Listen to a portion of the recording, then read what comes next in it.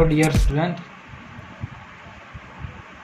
welcome on Dr. Ali's YouTube channel. આપણે સવર્ગ સંયોજનો વિશે ચર્ચા કરી રહ્યા છીએ. આગળના 3 લેક્ચરમાં આપણે સવર્ગ સહસંયોજનો વિશે ઘણી બધી ચર્ચા કરી લીધી. એમાં પહેલા લેક્ચરમાં આપણે ચર્ચા કરેલી કે દ્વિક્ષાર અને સવર્ગ સહસંયોજનો વચ્ચેનો તફાવત અને વર્નરનો સિદ્ધાંત. બીજા લેક્ચરમાં આપણે ચર્ચા કરી લીધી કેટલાક પદોની અને લિગાનના વર્ગીકરણની. ત્રીજા લેક્ચરમાં આપણે ચર્ચા કરી ચૂક્યા કે સંકીર્ણ સંયોજનોની સ્થિરતા અને તેનું IUPAC નામકરણ. અને હવે લેક્ચર 4માં આપણે ચર્ચા કરવા જઈ રહ્યા છીએ સંકીર્ણ સંયોજનોમાં સમઘટકતા. ઓકે, આ પણ એક ઇમ્પોર્ટન્ટ ટોપિક છે. સંકીર્ણ સંયોજનોમાં સમઘટકતા, આમાંથી પણ કોમ્પિટિટિવ એક્ઝામમાં ઘણા બધા પ્રશ્નો પૂછાતા હોય છે. સૌથી પહેલાં આપણે જૂનો ને જાણીતો શબ્દ જે છે સમઘટકતા, એના વિશે એની વ્યાખ્યા આપણે ચર્ચા કરી લઈએ. તો સંયોજનો કે જેમના અણુસૂત્રો સમાન હોય પરંતુ તેમના ગુણધર્મો, હવે ગુણધર્મોમાં રાસાયણિક અને ભૌતિક ગુણધર્મો બંને આવી ગયા, એ જુદા જુદા હોય તો તે સંયોજનોને એકબીજાના સમઘટકો કહે છે. અને આ ઘટનાને સમઘટકતા કહેવામાં આવે છે. આ સમઘટકતામાં મુખ્ય 2 સમઘટકતાઓ જોવા મળે છે. એક બંધારણીય સમઘટકતા અને બીજી છે અવકાશીય સમઘટકતા. આપણે બંધારણીય સમઘટકતામાં ચર્ચા કરવાના છીએ કુલ 5 પ્રકારની સમઘટકતા. અને 5 પ્રકારની સમઘટકતા જે છે એ મહત્વની છે. એમાં આપણે પહેલાં ચર્ચા કરીશું આયનીય સમઘટકતા,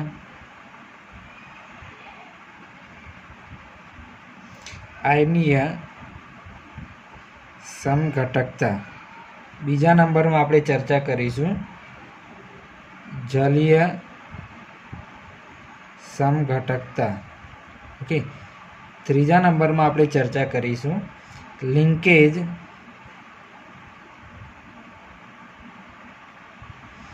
સમઘટકતા. ચોથા નંબરમાં આપણે ચર્ચા કરીશું સવર્ગ સમઘટકતા.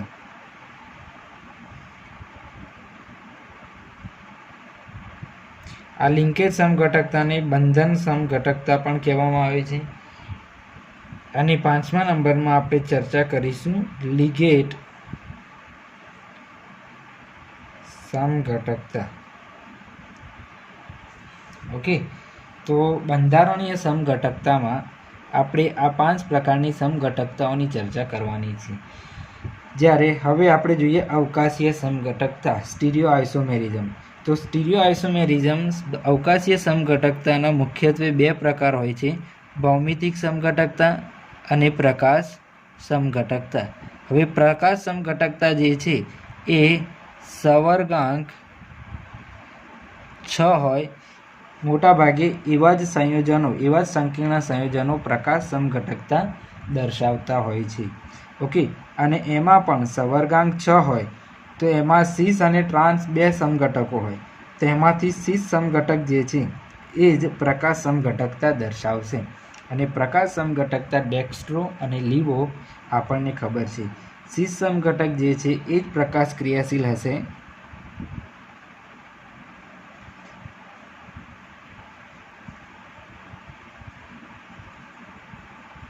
ઓકે, અને ટ્રાન્સ સમઘટક જે છે એ પ્રકાશ ક્રિયાશીલ નથી.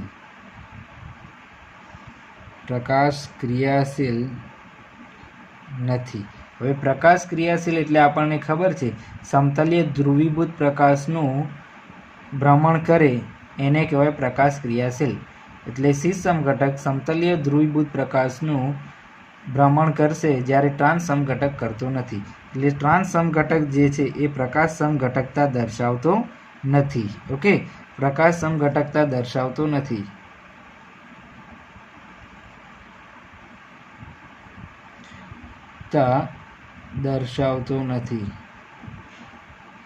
કોણ? ટ્રાન્સ. ઓકે, આપણે યાદ રાખવાનું છે. ચાલો હવે ભૌમિતિક સમઘટકતામાં આપણે જોઈ લઈએ. સવર્ગાંક 4 લઈ લઈએ અને સવર્ગાંક 6 લઈ લઈએ. સવર્ગાંક 4માં આપણને ખબર છે બે પ્રકારના સંકીર્ણ સંયોજનો હોય છે, સમચતુષ્ફલકીય અને સમતલીય ચોરસ. એમાંથી જે સમતલીય ચોરસ છે એ જ ભૌમિતિક સમઘટકતા સીસ અને ટ્રાન્સ દર્શાવશે. સીસ અને ટ્રાન્સ વાળી જે સમઘટકતા છે એને આપણે કહીએ છીએ ભૌમિતિક સમઘટકતા. તો ME2X2, MEBX2, ME2XY, MEBXY પ્રકારના સંકીર્ણ સંયોજનો કે જે સમતલીય ચોરસ છે એ સીસ અને ટ્રાન્સ ભૌમિતિક સમઘટકતા દર્શાવશે. હવે અહીંયા E અને X લિગાન્ડ છે એટલે આમાં બે લિગાન્ડ સમાન ને બીજા બે લિગાન્ડ સમાન.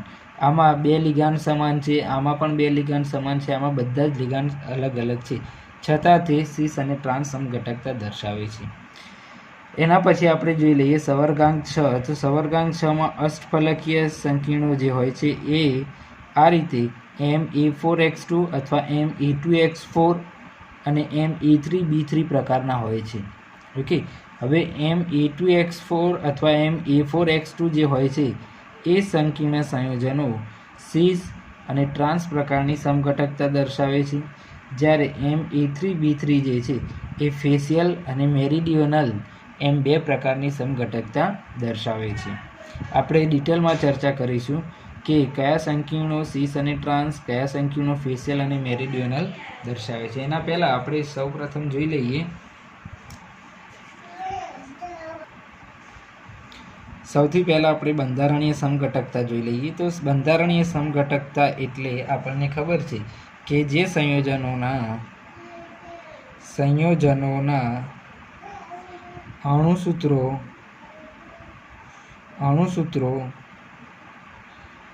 સમાન હોય, અણુસૂત્રો કેવા હોય? સમાન હોય, પરંતુ તેમના બંધારણીય સૂત્રો કેવા હોય? જુદા જુદા હોય. તેમના બંધારણીય સૂત્રો જુદા જુદા હોય. આવા સમઘટકોને બંધારણીય સમઘટકો કહે છે અને આવી સમઘટકતાને બંધારણીય સમઘટકતા કહેવામાં આવે છે. ઓકે, ચલો તો હવે એમાં સૌથી પહેલાં આપણે લઈ લઈએ આયનીય સમઘટકતા. બંધારણીય સમઘટકોમાં સૌથી પહેલાં આપણે લઈ લઈએ આયનીય સમઘટકતા. આયનીય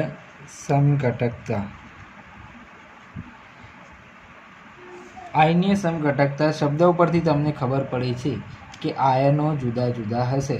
શું જુદું જુદું હશે? આયનો જુદા જુદા બનશે એમાં.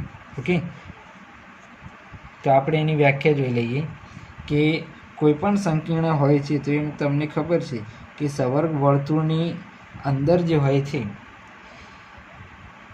એને સવર્ગ વર્તુળ કહેવામાં આવે છે. એટલે કે એ જે આયન હોય છે એ લિગાન્ડ તરીકે હોય છે અને બહાર જે હોય છે એને કાઉન્ટર આયન તરીકે પણ કહેવામાં આવે છે. Counter ion. Okay, counter ion તરીકે પણ ઓળખવામાં આવે છે, જે આયનીય બંધથી હોય છે. ઓકે, તો આ પ્રકારની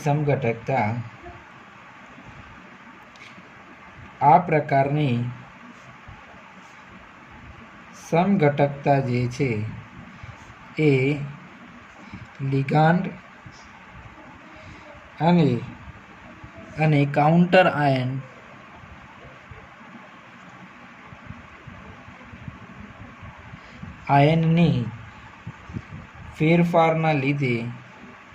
આયનની હેરફેરને લીધે ઉદ્ભવે છે. ઓકે, એટલે કે કોઓર્ડિનેશન સ્ફિયર અને આયોનાઇઝેશન સ્ફિયર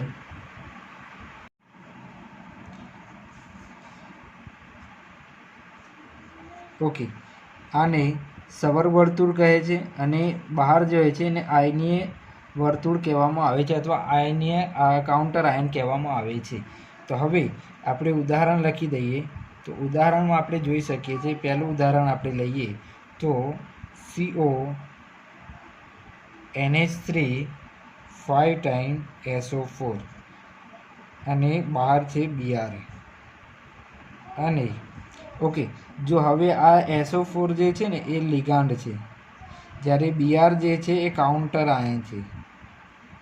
ઓકે, તો આ કાઉન્ટર આયન અને આ લિગાન્ડ એ બંનેની હેરફેર થાય એટલે SO4 બહાર આવી જશે ને Br અંદર આવી જશે. તો એ બંને એકબીજાના આયનીય સમઘટકો કહેવાય. CONH3 5 ટાઈમ Br અને SO4. તો આ બંનેને એકબીજાના આયનીય સમઘટકો કહેવાય. આ કાઉન્ટર આયનની જગ્યાએ આવી જશે અને કાઉન્ટર આયન લિગાન્ડની જગ્યાએ આવી જશે. ઓકે, તો આ પ્રમાણે કાઉન્ટર આયન અને લિગાન્ડ વચ્ચે હેરફેર થઈ જાય છે.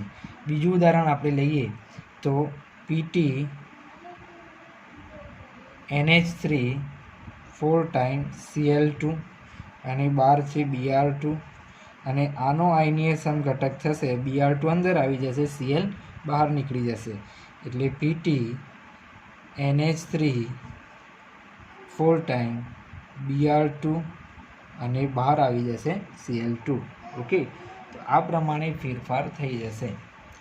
ચલો એના પછી આગળ એક ત્રીજું ઉદાહરણ પણ લઈ લઈએ, કેમ કે ઉદાહરણોથી જ વધારે આપણને ખબર પડે. CONH3 4 ટાઈમ NO3 ટ્વાઇસ આપણે લઈ લીધો અને બાર છે SO4 અને અહીંયા લઈ લઈશું CONH3 4 ટાઈમ. આ SO4 અંદર આવી ગયો અને આ NO3 બંને બહાર આવી ગયો. SO4 અને NO3 ટ્વાઇસ આ રીતે બની જશે. ઓકે, તો આયનીય સમઘટકતા આપણે આ રીતે સમજી શકીએ છીએ. ચલો એના પછી આપણે આગળ વધીએ. બીજા નંબરમાં લઈ લઈએ જલીય સમઘટકતા.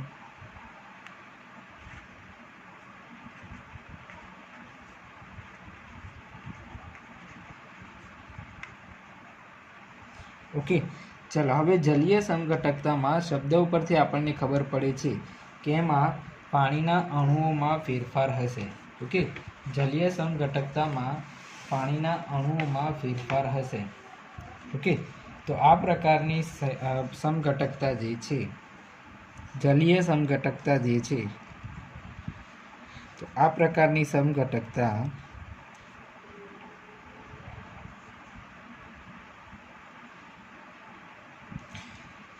સવર્ગ વર્તુળની અંદર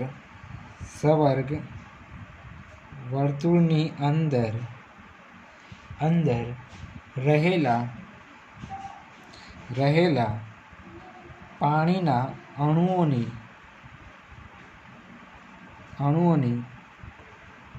સંખ્યાને કારણે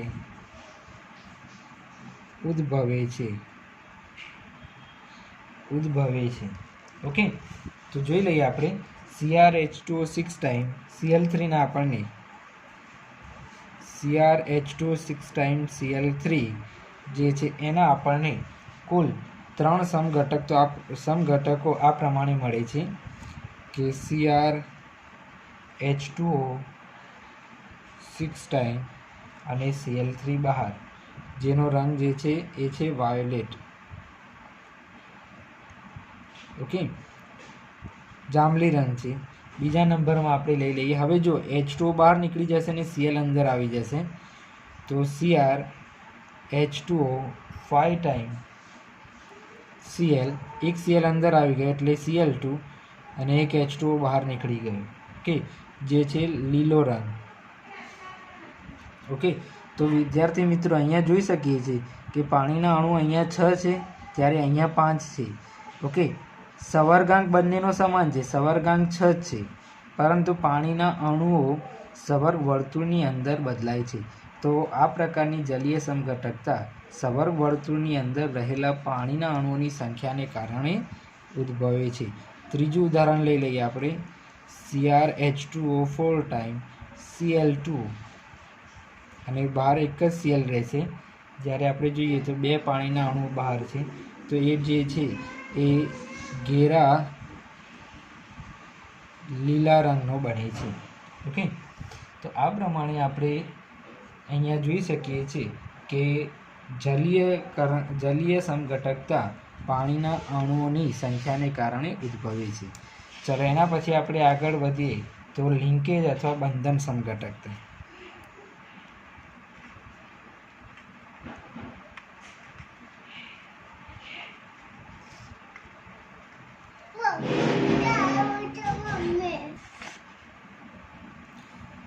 ઓકે, લિંકેજ અથવા બંધન સમઘટકતા જે છે એ એમ્બિડેન્ટેડ લિગાન્ડના કારણે ઉદ્ભવે છે. હવે એમ્બિડેન્ટેડ લિગાન્ડ એટલે આપણે જોઈ ચૂક્યા હતા કે NO2, CN-, HCN- વગેરે જેવા લિગેન્ડ જે છે એ એમ્બિડેન્ટેડ લિગાન્ડ કહેવામાં આવે છે, કેમ કે એ લિગેન્ડ જે છે એમાં બે પરમાણુઓ ધાતુ આયન સાથે જોડાઈ શકે છે. એટલા માટે એમ્બિડેન્ટેડ લિગેન્ડમાં બે જુદા જુદા પરમાણુ ધાતુ આયન સાથે જોડાય છે અને બે જુદા જુદા સમઘટકો મળે છે. દાખલા તરીકે NO2 જે છે તો NO2માં અહીંયા MnO2 લખ્યું છે. M એટલે ધાતુ આયન, ઓકે, ધાતુ આયન સાથે નાઇટ્રોજન જોડાયેલો છે, જ્યારે અહીંયા ઓક્સિજન જોડાયેલો છે. NO2 જ છે, આ પણ ONO છે. આને નાઇટ્રાઇટો N કહેવામાં આવે છે, આને નાઇટ્રાઇટો O કહેવામાં આવે છે.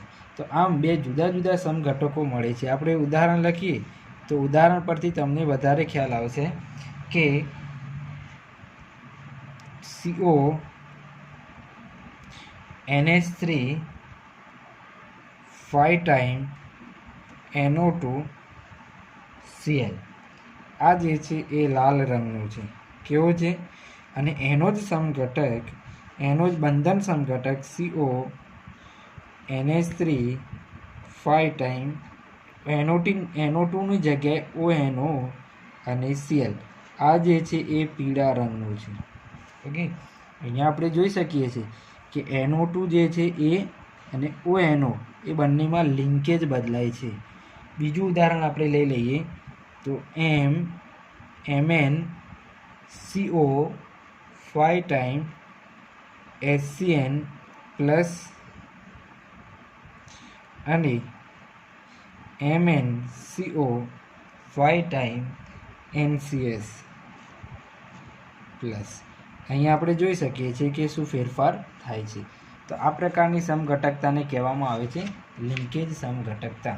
ઓકે, ચલો હવે આપણે એનાથી આગળ વધીએ, લિંકેજ સમઘટકતાથી આગળ વધીએ અને જોઈએ સવર્ગ સમઘટકતા.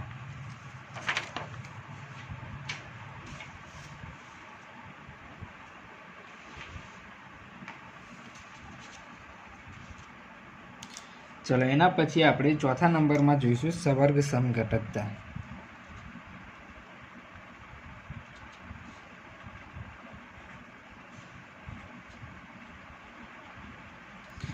સવર્ગ સમઘટકતા. ઓકે, ચલો હવે સવર્ગ સમઘટકતા જે છે તે આ પ્રકારની સમઘટકતા જે છે એ સંકીર્ણોના બે જુદા જુદા ભાગ હોય. ઓકે, સવર્ગ સમઘટકતા એ થોડી અલગ પ્રકારની સમઘટકતા છે. અને આ સમઘટકતા જ્યારે સંકીર્ણોમાં બે જુદા જુદા ભાગ હોય, એ જુદા જુદા ભાગ હોય. ઓકે, એટલે કે બે જુદા જુદા ભાગ કઈ રીતે હોય? તો બે ધાતુ આયનો હોય અલગ અલગ. તો બે ધાતુ આયનો, બે જુદા જુદા ધાતુ આયનો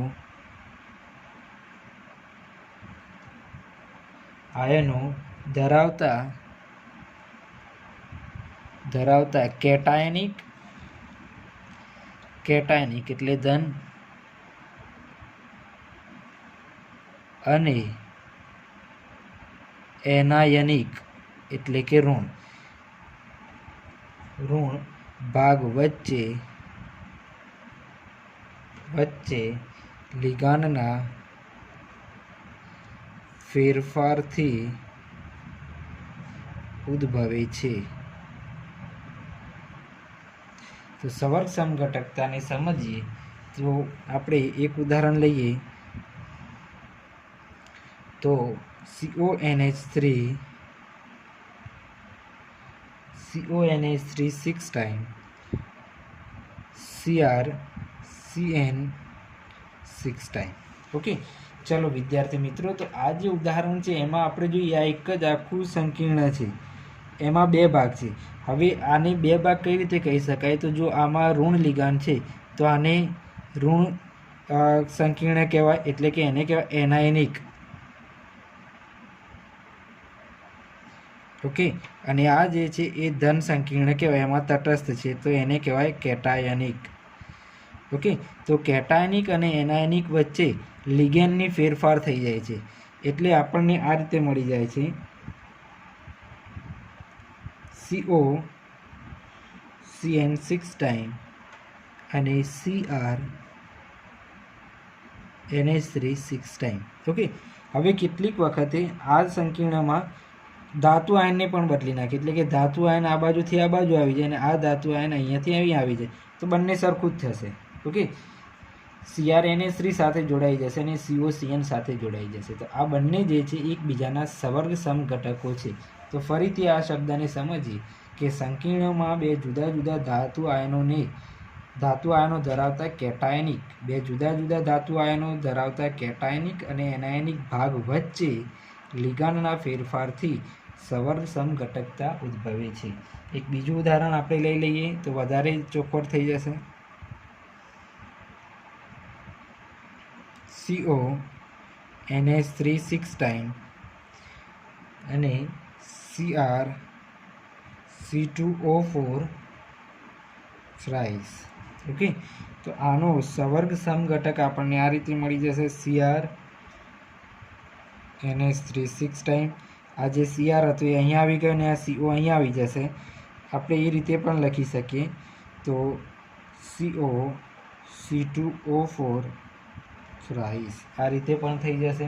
ઓકે, તો આમ હજુ એક ત્રીજું ઉદાહરણ લઈ લઈએ આપણે, તો વધારે સમજમાં આવી જશે. CU NH3 4 ટાઈમ PtCl4, તો એનો સવર્ગ સમઘટક આપણને આ રીતે મળી જશે, PtNH3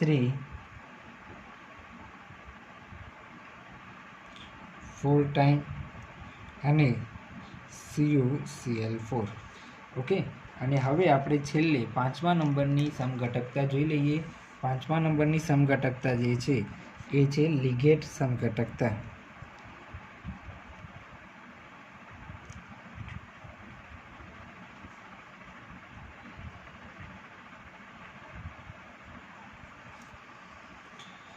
ઓકે, તો આ પ્રકારની લિગેટ સમઘટકતા જ્યારે કાર્બનિક લિગાન્ડ હોય ત્યારે જોવા મળે છે.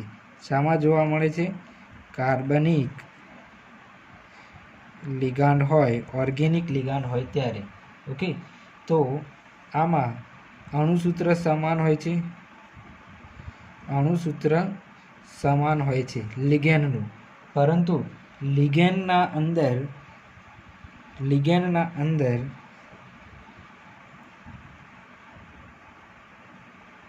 લિગાન્ડનું અણુસૂત્ર સમાન હોય છે, પરંતુ લિગાન્ડની અંદર ક્રિયાશીલ સમૂહ જુદી જુદી રીતે ગોઠવાયેલો હોય છે, જુદા જુદા કાર્બન ઉપર હોય છે. ઓકે, અને આ પ્રકારની લિગેટ સમઘટકતા ઉદ્ભવે છે. આપણે ઉદાહરણથી જોઈ લઈએ, તો દાખલા તરીકે એક આપણે લિગાન્ડ લઈ લઈએ, તો લિગાન્ડ છે C3H6NH2 ટ્વાઇસ. હવે આના બે સમઘટકો છે આ પ્રમાણે કે CH2NH2 CH2NH2 અને બીજો છે CH2CH NH2 અને CH3. હવે અહીંયા આ જે નાઇટ્રોજન છે એ ઇલેક્ટ્રોન યુગ્મનું દાન કરે છે. ઓકે, તો આપણે જોઈ શકીએ છીએ કે અહીંયા એ બંને જે છે એ બંને નાઇટ્રોજન અલગ અલગ કાર્બન પર આવેલા હોય છે. એટલે લિગાન્ડનું અણુસૂત્ર સમાન છે, પરંતુ એમાં ક્રિયાશીલ સમૂહો અલગ અલગ કાર્બન પર આવેલા છે, અને આને કારણે જે સમઘટકતા ઉદ્ભવે છે એને કહેવામાં આવે છે લિગેટ સમઘટકતા. આપણે એક ઉદાહરણ જોઈ લઈએ કે FeH2O twice CH3CH NH2 CH2NH2 અને Cl2. આ આખું એક સંકીર્ણ છે. એનો લિગેટ સમઘટક આપણને આ રીતે મળશે, FeH2O twice CH2 NH2 CH2 NH2 અને Cl2. આ રીતે આપણને એનો સમઘટક મળશે. તો આ પ્રકારની સમઘટકતાને કહેવામાં આવે છે લિગેટ સમઘટકતા. ઓકે, ચલો એના પછી આપણે આગળ ચર્ચા કરીએ કે સ્ટીરિયો આઇસોમેરિઝમમાં એટલે કે અવકાશીય સમઘટકતામાં